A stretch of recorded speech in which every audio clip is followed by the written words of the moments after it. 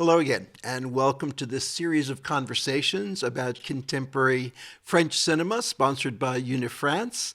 My name is Richard Pena. I'm a professor of film and media studies at Columbia University, and today I have the great pleasure of speaking to Mamet Saleh Haroun. Mamet, it's such a great pleasure to see you after so many years. Yeah, me too. Yeah, it's a pleasure. Thank you. Let me start off asking about your earliest memories of cinema in Chad. What was the place of cinema for you growing up? Le lieu vraiment qui me rappelle le cinéma, c'est une salle de cinéma dans ma ville natale, à Abéché. On avait une seule salle de cinéma et toute la vie de la ville, en fait, la nuit, c'était là. Il y avait les vendeuses de beignets, les gens qui vendaient de la viande grillée, les gens qui n'avaient pas les moyens d'aller au cinéma, qui venaient là quand même. Et c'est là que moi j'ai rencontré le cinéma en fait. C'est là que j'ai vu mon premier film et c'est là que je me suis dit, waouh, c'est ça que je voudrais faire. Ah oui. And can you talk about when you first discovered African cinema? Oui, je crois avoir vu le premier film africain. Curieusement, c'est pas un film très connu, c'est un film camerounais de Daniel Kamwa qui s'appelle Pousse Pousse. Et c'est une comédie, c'est une histoire d'un ouvrier qui travaille avec un pouce-pouce et qui n'a pas les moyens d'épouser la femme qu'il aime. Et ça nous avait enchanté avec une affiche, les mariés en blanc sur un pouce-pouce. C'était magnifique. Il y avait quelque chose de très frais comme ça. Et ça, c'est mon premier souvenir vraiment de cinéma africain. Did you see that in Africa or in Europe? Non, je l'ai vu au Tchad. À Tchad. Au Tchad, à N'Djamena, dans un cinéma qui s'appelait, parce qu'il a disparu, le Rio, où on avait l'habitude aussi d'aller voir des films, beaucoup de films hollywoodiens et puis de films bollywoodiens, quoi. Voilà. Ouais, ouais, ouais. Mais de temps en temps, il y avait comme ça des petits cadeaux, des films africains qui arrivaient là. After your youth in Chad, you eventually made it to France, and I believe you worked for a while in journalism. Could you talk about your experience as a journalist and how did it inform your eventual filmmaking? Oui, alors le journalisme m'a beaucoup apporté en ce sens que j'ai appris vraiment à aller à l'essentiel, c'est-à-dire que en radio, par exemple, j'ai appris à aller pendant une journée faire un reportage, revenir avec beaucoup de sons, donc des rushs, et apprendre à synthétiser tout ça en 1 minute ou 50 secondes. Donc on apprend à vraiment éliminer tout le gras qu'on peut avoir dans un récit. Et donc ça, c'est ce que le journalisme m'a apporté. Et l'autre chose, c'est aussi comment trouver un angle pour parler en fait d'une histoire. Moving on to your first film, your feature film, Bye Bye Africa, sometimes the film has been described as autobiographical. Do you accept that? And what does it mean for you to say that it's autobiographical? Non, c'est pas tout à fait autobiographique, mais je dirais que c'est une peut-être autofiction en fait. Voilà, parce qu'il ne raconte pas tout à fait ma vie, mais une réalité que je côtoie un peu et j'y ai mis une part de moi-même en jouant dedans.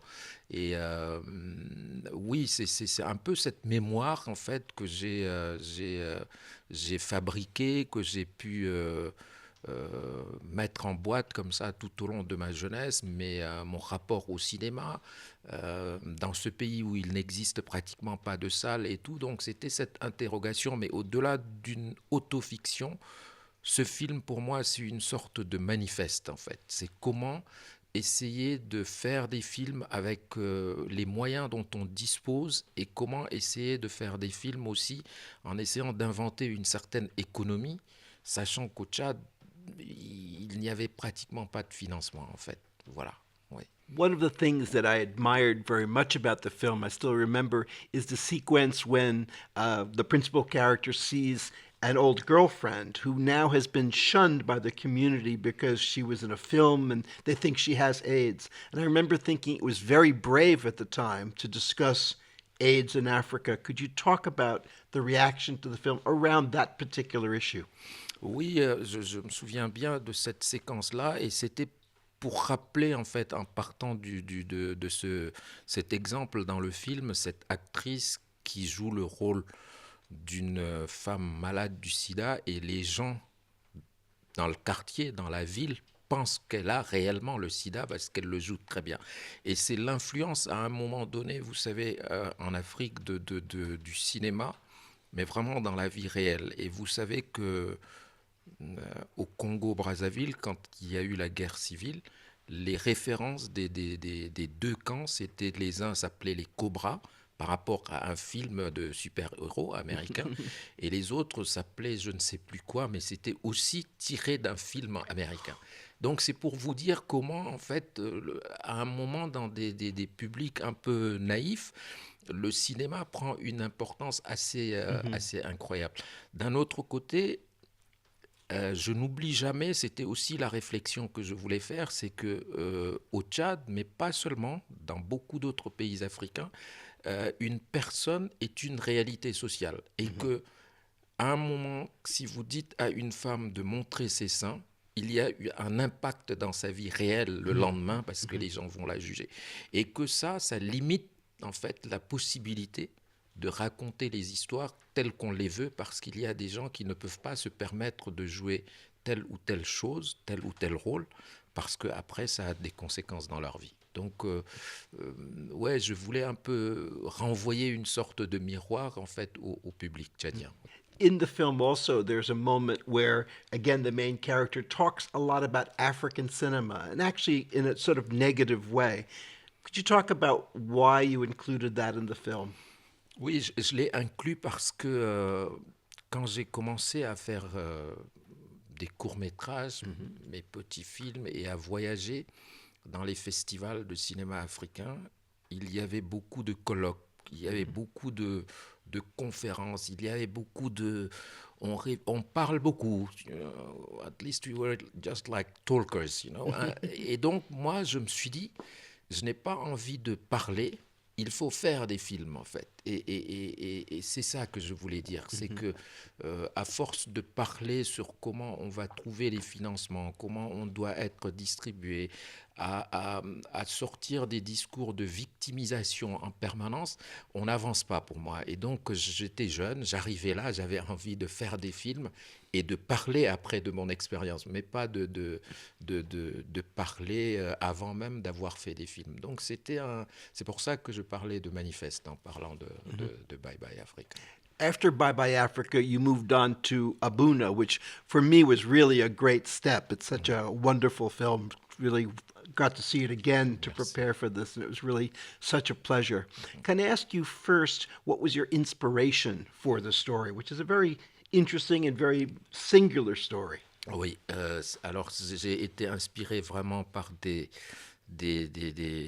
faits divers, on va dire, des histoires locales. On avait à cette époque, mais ça continue toujours, beaucoup de parents, d'hommes surtout, qui, ayant honte de ne pas avoir de travail, ça rejoint l'immigration, souvent, qui partent du jour au lendemain parce qu'ils n'arrivent pas à subvenir aux besoins de leur famille, de leurs enfants, etc.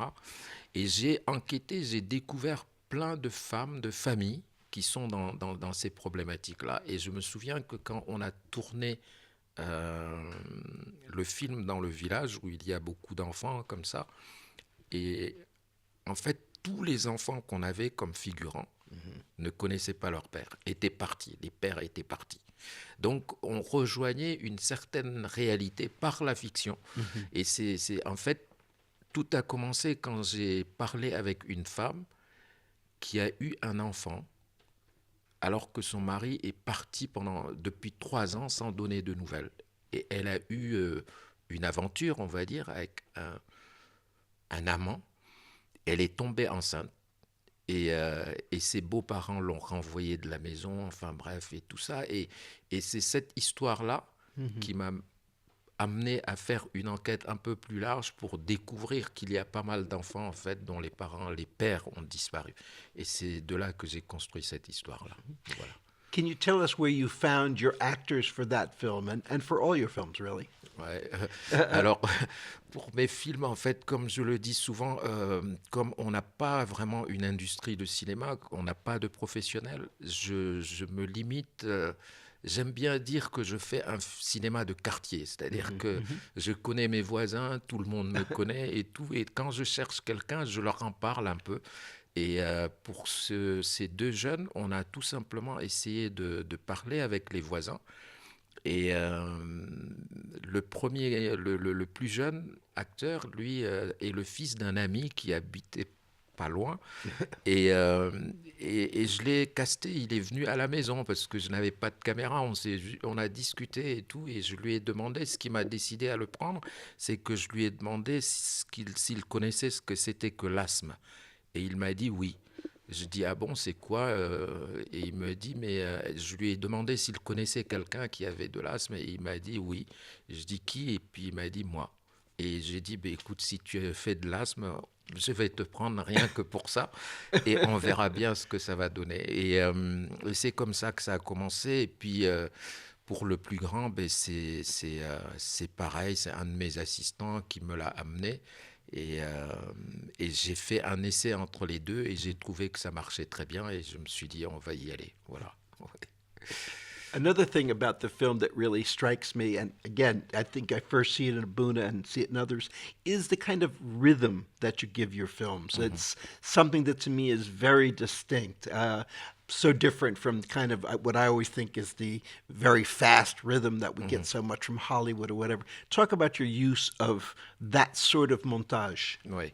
Alors, ce montage et ce rythme-là, pour moi, il est lié vraiment à quelque chose que j'essaie d'attraper, mais qui est euh, par mes personnages, mais qu'on ne peut jamais attraper. Je pense que fondamentalement, pour moi, faire des films, c'est essayer de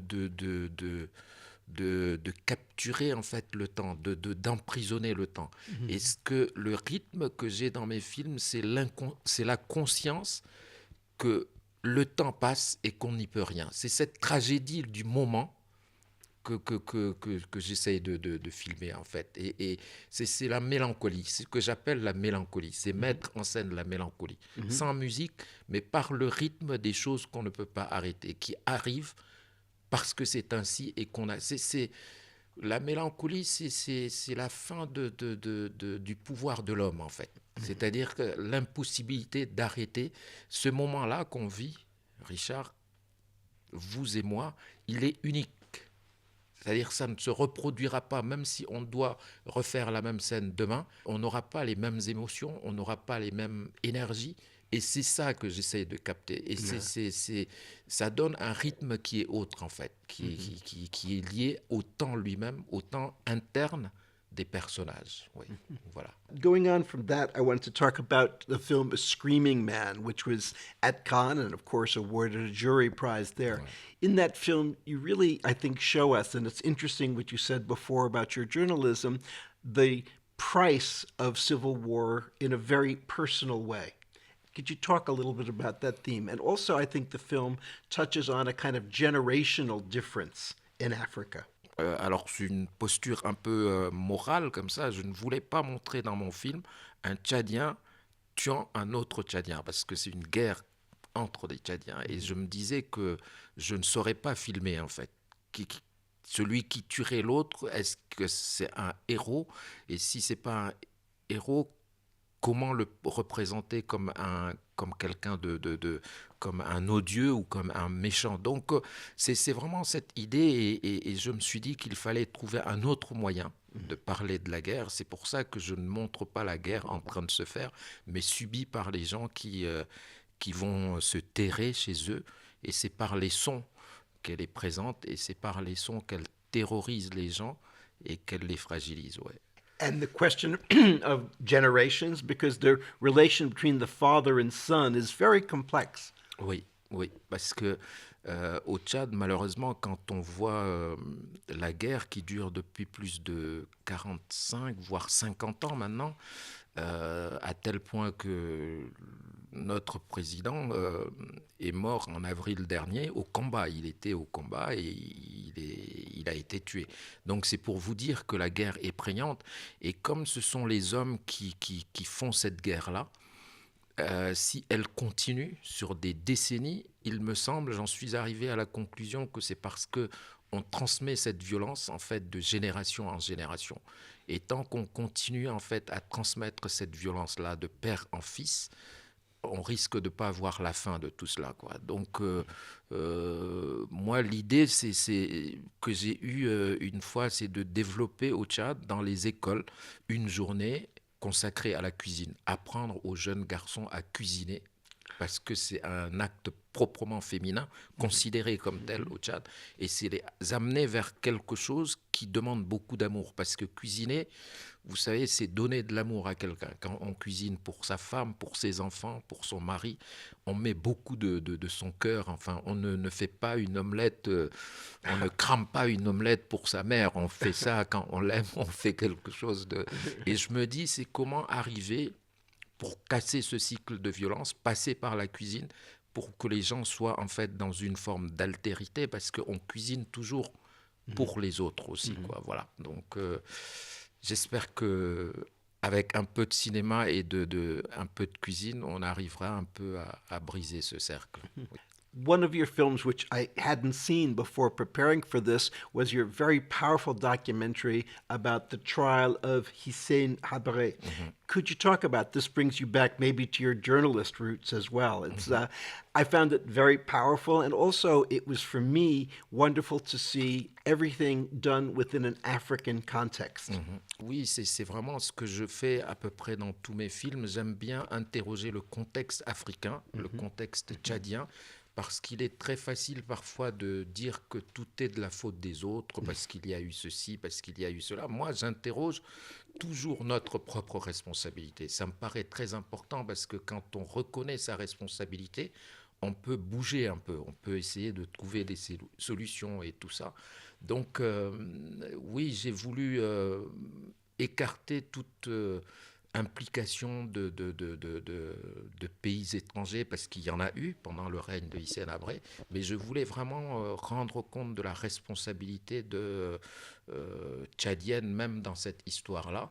Et c'est une histoire qui nous a tous marqués, et c'est une histoire qui a fait de moi l'exilé que je suis. En fait, je suis parti parce que tout simplement, il y a eu cette guerre civile-là.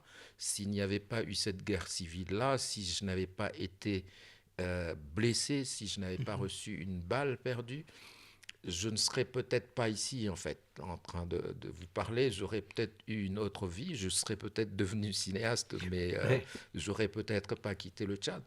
Donc c'est une guerre qui a complètement modifié nos vies, et on ne peut pas dire que c'est de la responsabilité d'autres personnes, quoi. Donc je voulais vraiment circonscrire ça au Tchad même, et le film a eu beaucoup d'écho au Tchad, parce que ça parlait aux Tchadiens et ça les interpelle. Talk about your writing style. I'm wondering how you begin your screenplays and how you develop them.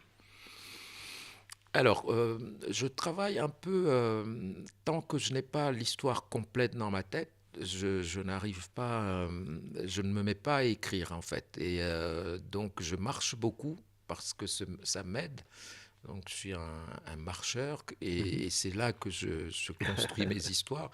Et une fois que l'histoire est vraiment aboutie, structurée dans ma tête, je me mets à écrire. Et souvent, quand je me mets à écrire, ça va très vite. Ça ne prend pas beaucoup de temps. Et par la suite, en fait, je reste quand même... C'est pas des choses figées. Au montage, j'arrive à changer le début, en fait. Voilà. Donc, je me laisse beaucoup la possibilité aussi de commencer peut-être l'histoire par le milieu de ce qui était écrit. Au montage, en tout cas, je ne commence pas toujours le film par le début du scénario, en quelque sorte. Et j'évite. Je n'évite pas seulement, mais c'est vraiment une philosophie pour faire les films. C'est jamais l'illustration du scénario. Je travaille aussi un peu comme si le tournage devait casser pratiquement le scénario, comme jouer pour en faire un nouveau, quoi. Voilà. I was wondering about this, especially with your film Grigi, because it's a film that depends, I think, very centrally on one particular actor, one particular human being. Oui. Could you tell us how you found him, and again, how you constructed the film, perhaps, around him. Oui, en effet, ça, alors c'est vraiment extraordinaire parce que j'étais à Ouagadougou pendant le FESPACO, le Festival panafricain de cinéma, et j'ai assisté à un spectacle de danse et il y avait ce jeune homme et j'étais mais complètement fasciné. Je suis allé le voir à la fin du spectacle et je lui ai dit, mais voilà, j'ai un rôle pour toi. Tu vas... Et il m'a dit, oui, que je voulais. Il ne me croyait pas. Il pensait que je me moquais de lui. Et donc, j'ai vraiment écrit tout le scénario à partir de lui, en Ouais. fait. Ouais, j'ai tout construit sur lui, sur sa gestuelle, je l'ai bien observé et tout ça. Et après, à la lecture du scénario, souvent les gens disaient, mais c'est incroyable en fait. Mais en réalité, c'était juste que je m'étais inspiré de quelqu'un de vrai et donc tout ce que je décrivais, c'était pas inventé, c'était quelque chose d'existant. Donc je n'avais aucun mérite de transcrire ou de décrire tout simplement ce que je voyais. Mais c'est vraiment lui qui m'a inspiré ce sujet-là. Ouais. Et, mais je trouve que c'est un garçon qui est complètement romanesque, voyez-vous. Donc voilà. I find his dancing so joyous that Mhm. there's just something about it that lifts your spirit, that even with his whatever his condition, Oui. he dances so beautifully and with such, passion. Oui, absolument. Et je dirais par moments, c'est fantastique, en fait. Ouais. Voilà, ce qu'il fait, ça atteint le fantastique par moments. Et ça devient quelque chose de magique, en fait, Ouais. de complètement... ouais. Et pendant le tournage, il était vraiment au Tchad devenu une star parce que les gens l'ont vu pendant les scènes qu'on a tournées en boîte de nuit et tout ça. Et toutes les filles lui couraient après. C'était incroyable, ouais. Non, il avait une aura comme ça, voilà, ouais. Et c'est le seul film que j'ai fait qui repose sur un personnage réel et qui lui-même est romanesque et qui nous a donné cette force, en fait. Je me suis vraiment inspiré de lui pour écrire cette histoire-là, voilà. Can you talk about the ending of the film? I was wondering if that was always the ending that you had in mind or how the ending developed. Vous savez, la fin de Gris-Gris renvoie au film que j'ai réalisé, le dernier, Lingui. C'est-à-dire que les femmes au Tchad ont parfois ce qu'on appelle ce Lingui, ce lien, qui est un secret qu'elles peuvent garder entre elles pour que les hommes ne soient pas au courant, parce que les hommes détiennent en quelque sorte, c'est le patriarcat, détiennent le pouvoir, et donc il faut leur cacher certaines choses. Et là, quand elles commettent cet acte-là, elles se disent, on jure, c'est le secret, c'est notre lingui, et personne ne va le dire. Et elles vont être loyales, et elles vont le garder jusqu'à la mort. Et c'est ça que je voulais montrer, c'est cette force qui unit en fait les femmes au Tchad jusqu'aujourd'hui. Comment en fait, quand elles disent il y a un lingui entre nous, quand on les entend dire ça, c'est qu'elles ont un secret entre elles qu'elles ne révéleront jamais à personne et qui fait d'elles en fait des sœurs au quotidien. Et c'est ça qui est formidable, c'est cette mémoire que construisent les femmes dans une société où elles sont privées en fait du pouvoir. Et donc je voulais un peu montrer ça. Et en réponse, on retrouve ça en fait dans Lingui. Je ne l'ai pas pensé comme ça, mais en m'en parlant, je me dis oui, ces femmes-là, c'est exactement ce que je développe un peu dans Lingui après. Oui. Voilà.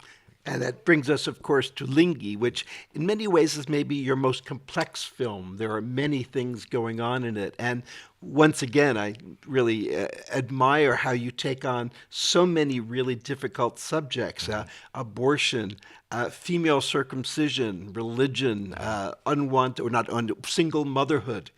Could you talk about that? You really loaded your film up with some very challenging issues. Oui. Oui, j'ai parlé de tous ces sujets-là, Richard, parce que vous savez, au Tchad, on est 16 millions d'habitants.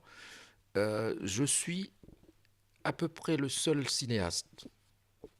Et parfois, il y a des gens dans la rue qui m'arrêtent, qui me disent il faut parler de tel sujet. Il faut parler.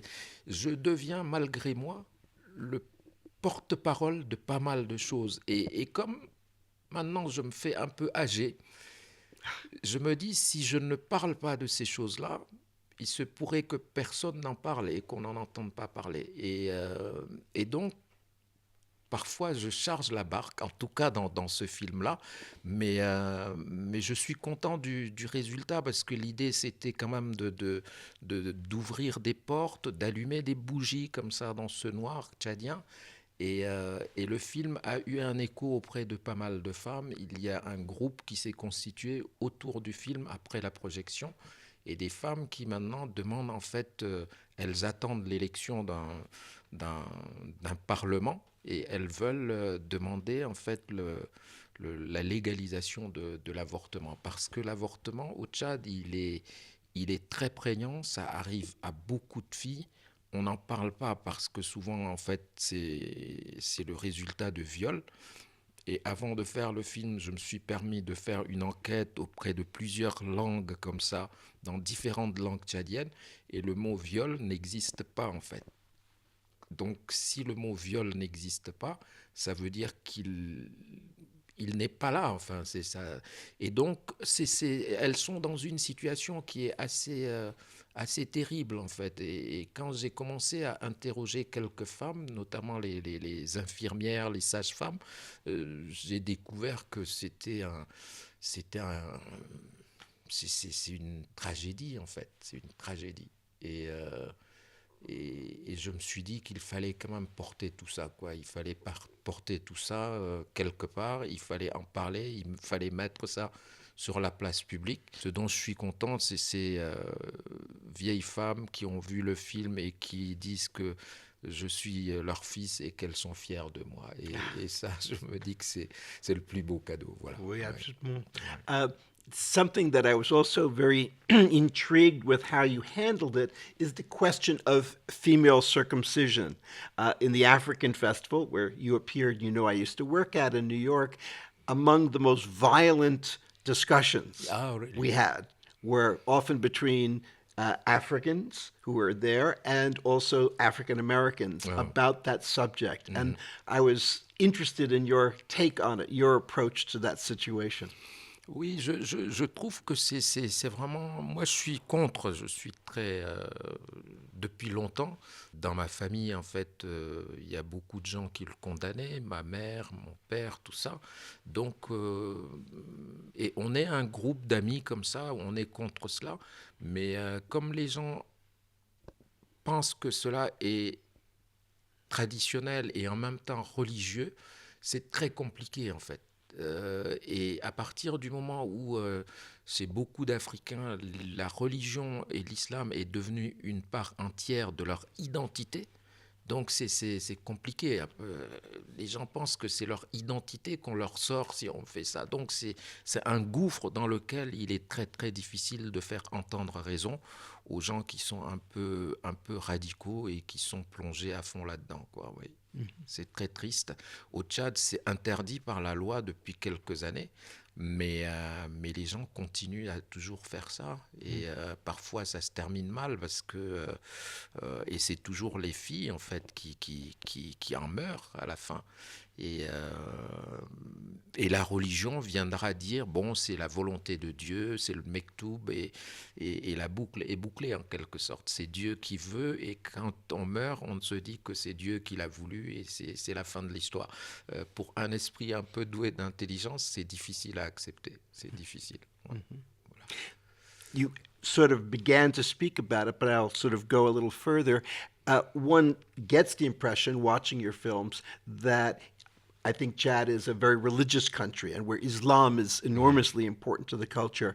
How does that affect you as a filmmaker, knowing that in fact I mean, because you depict religion, you know, in different ways in your films. In Abuna, Oui. you have the Quranic school, of course. Here you have the Imam and his followers. Could you talk about that, the Oui. place of that? Oui, la place de la religion, elle est elle est très, elle est vraiment très présente et c'est une espèce de chape. Vous savez, si vous êtes au Tchad, les gens ont tendance à se mettre devant chez eux, ils parlent et tout ça, mais vous ne pouvez pas rester tranquille sans que des gens, quand le muezzin muezzin appelle à la prière, ils vont venir vous dire, bon, allez, on va à la mosquée, allez, il faut faire ces ablutions. En fait, il y a une intrusion dans votre vie privée qui est telle que c'est au quotidien, on ne peut absolument jamais rien faire sans que la référence à Dieu ne soit prononcée, etc., etc. Et moi, je me suis construit contre ça. Vous savez, j'ai eu la chance d'avoir une grand-mère euh, très, très, comment dirais-je, très révoltée comme ça. Et quand j'étais enfant, j'étais dans une école coranique. J'apprenais à, j'étudiais le Coran. Et un jour, le marabout, le maître de l'école coranique, m'a frappé, m'a battu et je suis rentré à la maison en pleurant. J'étais pas content. Et ma grand-mère, elle m'a dit, quoi, il t'a frappé? Elle est revenue et elle s'est battue contre le marabout. Ah oui, elle a cassé tout, tout le quartier était là. Et à partir de ce moment, elle a dit, bon, il ne revient plus dans cette école coranique. Et comme on était à Abéché, petite ville, dans toutes les écoles coraniques, quand on m'a inscrit, en fait, les marabouts disaient il ne faut pas le toucher, le petit Haroun, parce que sa grand-mère, elle va venir. Donc, j'ai trouvé quelqu'un qui m'a permis de remettre en cause, en fait, la suprématie ou de la primauté de la religion musulmane. Et ça m'a permis un peu d'avoir un regard un peu extérieur et de pouvoir critiquer, parce que ma grand-mère elle-même critiquait cela. Elle trouvait que c'était pas juste. Et c'est une femme qui, en 1945, avait refusé que mon grand-père prenne une seconde femme au nom de la religion. Et elle a dit non, je ne reste pas, et elle est partie. Donc c'est une femme, c'est la première Wow. féministe tchadienne Ouais. qui m'a élevé et qui m'a un peu donné ça. Mais sinon, c'est toute la vie, on est au quotidien, la religion est prégnante et on ne peut pas donc... On ne peut pas raconter une histoire en se disant que la religion n'existe pas dans l'espace, parce qu'elle est toujours là. Oui. And finally, 25 years ago, you made Bye Bye Africa, and we spoke about your thoughts about African film then. What has changed in 25 years, and how do you see the situation of African cinema now? Alors, ce qui a changé, je pense, entre le moment où j'ai commencé, c'est qu'on est passé au numérique maintenant. Ouais. Voilà. Et au début, je me souviens que on nous a vraiment fait prendre des vessies pour des lanternes, en ce sens qu'on on a fait croire qu'avec le numérique, on pouvait produire des films facilement en Afrique. Le résultat est que non, c'est pas vrai. On ne produit pas plus qu'il y a quelque temps. En revanche, il y a quelque chose qui est assez étonnant, c'est qu'il y a de plus en plus de séries. Les gens, à défaut de faire des films cinéma, font des séries. Donc, pas mal de cinéastes africains aujourd'hui euh, passent leur temps à faire des séries. Malheureusement, ce sont des séries qui sont invisibles, qui sont en fait circonscrites aux seules télévisions africaines. Par conséquent, je ne pense pas que ce soit une bonne chose parce que pour exister, il faut sortir de ses propres frontières. Je ne pense pas que on puisse s'épanouir, enfin un film puisse s'épanouir en restant circonscrit au territoire d'où il est parti, quoi. Voilà. Donc je regrette un peu ça et je vois que l'influence des séries chez les jeunes que je rencontre crée une certaine esthétique où le cinéma se perd un peu de sa superbe. C'est-à-dire que c'est une esthétique qui est de télévision en fait. Voilà, oui, oui, oui. C'est regrettable, mais c'est ça. Et je pense que tout ça part pour moi sur une base qui est assez fausse parce que vous savez, en français, normalement, ce qu'on appelle les séries, ce sont tout simplement plutôt des feuilletons. En bon français, c'est des feuilletons. C'est pas les séries, c'est comme c'est les unitaires qui se terminent, mais avec un personnage récurrent comme Colombo. Ça, c'est une série, mais ce qu'on voit qui se répète, ce sont les feuilletons du 19e siècle. Mais aujourd'hui, le néolibéralisme nous fait croire que ce sont des séries, mais ce n'est pas des séries, c'est des feuilletons. Et, euh, et c'est ça qui se développe malheureusement. Et on n'a pas beaucoup de révélations depuis quelques années. On n'a pas beaucoup de révélations venant d'Afrique, quoi. Well, Haroon, we look forward to new films from you and from other filmmakers, but especially looking forward to new work. Thank you. This has been a great pleasure to have the chance to speak with you. Merci beaucoup, Richard. Merci. And thank you very much for watching and listening, and hope to see you all again soon.